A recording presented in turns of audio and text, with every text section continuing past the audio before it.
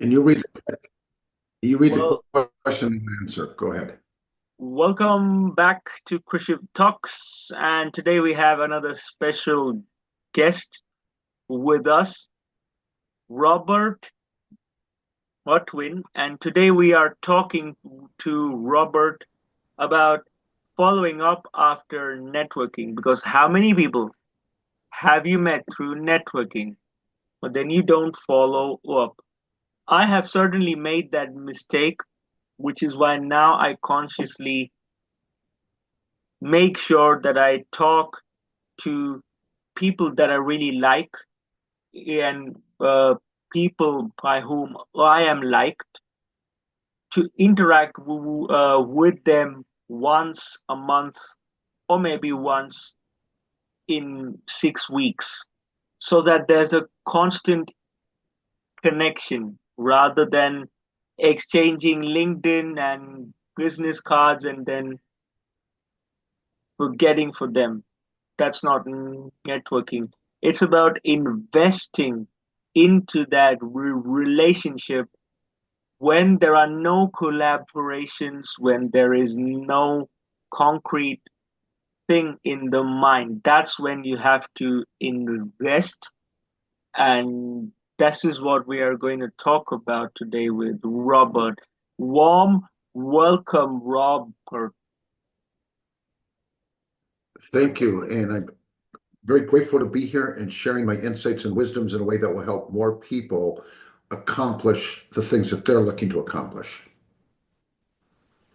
Before we begin today's session, I just want to say I like your shirt and I think you're about to make a new fashion because I am seeing this kind of shirt for the first time and I think this will be the new trend in 2025 or maybe next year. And that's part of the key in networking and everything else. You want to differentiate yourself. You want to stand out. And I believe guys can wear color. And, Totally, yeah. totally. And you'll be remembered by myself and maybe the audience will remember the man wearing, I think those are four colors, Yep. right? Well, they are. And one of my mentors originally used to always wear a Hawaiian shirt. Yes, And yeah, I've got a closet full of Hawaiian shirts, but I've gone it to the next level, which is shirts of color, pieces of art, so to speak. But, again, it's whatever your brand represents, whatever you exactly. want your brand. We've got the ability to use creativity the way that how it's going to be an extension of who you are, because that's really the biggest thing that we're dealing with. We're selling ourselves at all times. Always, yes, definitely. Anyway, let's begin with today's session. And I would love you to briefly share your journey into networking and entrepreneurship. What inspired your focus on strategic networking? Robert, over to you. Simple question, more complex answers. So let me start off with entrepreneurship. Our family started the high school or cheerleading jacket business. They were manufacturing jackets. Problem was too much family in the family business, and I had these certain commitments, obligations, things that, I got tired of the politics in the workplace, and I started to look at what were my options. Because when I got into entrepreneurship, I knew that if I did it strategically and well for a period of time, I could create the kind of life that I wanted, which had more freedom and flexibility, and it allowed me to live life on my terms. As far as networking, early on in my career, somebody told me your net worth is in direct relationship to the value of your network. Understood the value of networking, developing that human to human relationship. Because, back when I started in 1984, they used to talk about the sixth degree of separation. You're 6 people away from, for example, the president of your country. Today, it's probably Six. one, yeah, 6. Oh, Today, it's probably 1 degree of separation, maybe 2, with social media and everything else like that. But again, it's once you come to that conscious knowledge that there's, the value of networking, the fact of developing those meaningful connections and relationships. And that's really where it all starts. And so once I understood that, then it was creating the right actions that would make sure that I could develop the right kind of network that would allow me to create the kind of life I wanted. so So, that means six connections. Now, let me paint a scenario. I know Robert. Robert knows somebody. Somebody knows somebody. Somebody knows somebody. Somebody knows somebody. And maybe that's where my potential collaboration would be. I mean, in my personal practical life, I have been through one, two, three. So I have collaborated with third and fourth connections. But six, I think, yes, you're covering more people the more you get connected because everyone, each individual has thousands of connections in their own network. correct. But that was back in 1984 when I started. Today, with social media and everything else, Oh, it's today's not totally. 6. Yeah, now it's, as I sort of mentioned, it's like 1 to 2 degrees of separation. Oh, You know, yeah. and do you think this is going to remain one to two, or is it going to further reduce in the future with the introduction of artificial intelligence? Well, I think artificial intelligence is going to allow us to um, be able to accelerate in making that more meaningful connections easier. You can position yourself, you can create the kind of images that you want. Um, so I don't think that the number is going to decrease. I think the acceleration of developing the meaningful connections will be easier with using AI when done right. Before we started this conversation, you were telling me about how you got a communication from somebody else that didn't feel right. Might have been with artificial intelligence or not. But again, everything is developing, it's based on how you act under proper knowledge and doing it properly. So here's what I want to say. I'm not going to take any names, but this is for all of you watching. I was recently approached for a multi-level marketing cruise company, and there are two red flags. One, the person keeps reaching out to you very frequently, and on top of that, the messages are very long and they are too sweet. It's so sweet that I might even get diabetes if I continue talking to that person. It's too sweet, too nice. And the deals are often too good to be true, you know? And the first thing that these people, they paint a picture. Imagine yourself driving your dream car and dream home. These are the two main things that these people showcase. So these are red flags. Be aware. And with this, we will move on to uh, what are the key elements of an effective follow-up strategy? Since you've already emphasized now the Well, importance of consistent before follow-up. we get into this follow-up, let's go back into the strategy of networking. The key, no matter how you meet somebody, and this is the mistake which you just alluded to, they haven't made that human to human connection.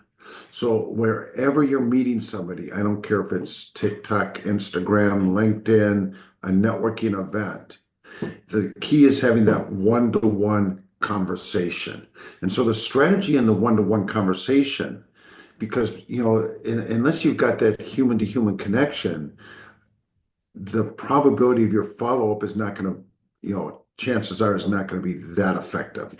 It's going to be on very minimal. So the key in the number one-to-one, and normally when I do a one-on-one, it starts off, tell me what you do, because I want to understand from their perspective what they're doing to advance what they do.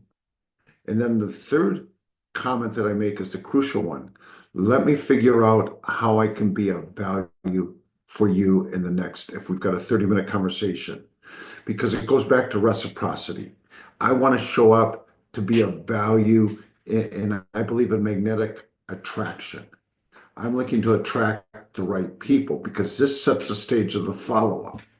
Now, based on what your end objective is, and my business partner and his website is engagepro.com. He is a master at developing referral relationships.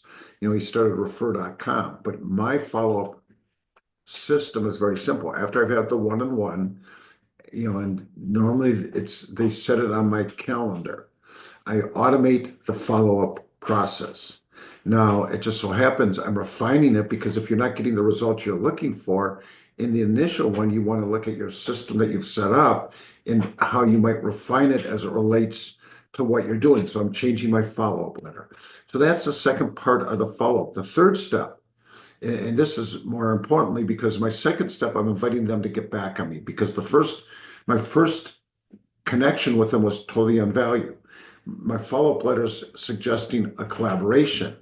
Now, if they don't get back to me, the third step is they go on my mailing list. And my mailing list is designed specifically to be of value. It's continually build that, relationship by sharing insights that will be valuable to them. Because part of where I'm coming from, I understand everybody is in whatever their box is. If they're out trying to do something in life, they're, they've got, they're hitting up against something. And so I've got to get in the box with them and understand 3D thinking. The 3Ds are understand the depth of what's going on in their world, the distance from where they are to where they want to be, and the determination of them to accomplish whatever they're looking to accomplish. So if I'm in the box and I make that human to human connection, and then I stay focused, because again, the two things I'm looking for from people are people that are serious and committed about taking what they're doing to the next level. I don't want to be involved with what I call wannapreneurs, people that are not congruent in doing what they say they want to do. My time's too valuable, and if I can't, if the relationship's not the right relationship, I'm going to focus on working and being of value to people that are serious and committed. Number one thing for the audience, please automate your follow-up strategy. And even if you meet people on commercial networking events, whether it's online or offline, make sure you pick the people that you like. And this comes from the gut, from the heart. Don't keep using your mind, that I'm going to connect with this person and I'm going to say this and I'm going to say. Just follow your heart, your gut instincts. Make sure you build a relation one to one. Meet them. If it's offline, much better. But otherwise, especially in the case of me and Robert, we could only meet online because we live in other corners of the globe. And And let me let me comment on that. When I Okay. started back in 1984, there wasn't the online. Then when March of 2020 happened, when we had the pandemic, and so the foundation of everything I've done is offline. But once you start having, the majority of your networking, and there's lots of networking groups all around the world that you can plug into, online is much more time effective. You can still Definitely. develop meaningful business relationships all across the world, like you and I are doing. But would you say that the foundation of a offline, and I know this kind of back uh, fires to me promoting all online because that's how we met. That's how a lot of podcast guests I have met them online, but I still feel that the solid foundation comes from a face-to-face interaction. I think nothing is more Yeah, superior to that. I'm not disagreeing with you. What I'm saying from a time effectiveness and efficiency, it's like, if you're networking and then you've got a calendar where you've got different people, it's like you're, you know, I do approximately 80 one-on-ones every single month. No, quite You often people says you that's a you lot. do 80 to ones. Every single month. That is like 4 to ones every day if I count a Monday to Friday. Correct. A little less, but a little less because you got four and a third work weeks in a month. Not every day, not every month is 30 days, so four times seven is 28. So it's about four and a third. So it's just slightly under four. But yes, and for me to drive around is, and again, you're limited to, location. I'm just saying from a time effectiveness, and then remember, I'm doing X amount of hours a month in networking to get those one-on-ones. I'm, there's nothing more valuable than the person to person.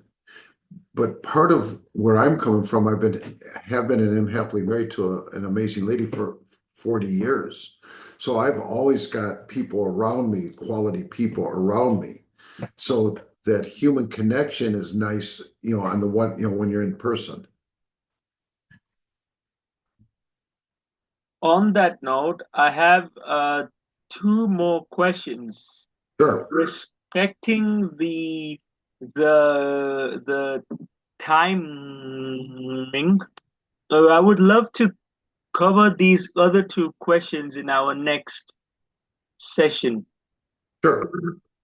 just to respect the time limitations, and the reason is because those two questions are very powerful, and I want to do proper justice. So, audience, comment down your follow up strategies, and we'll be back soon with another session with those remaining two powerful questions. And I will keep them a surprise so that you come back and you will watch that whole session also till the end. Thank you everyone for the love and support. Thank you, Robert. Thank you to everyone.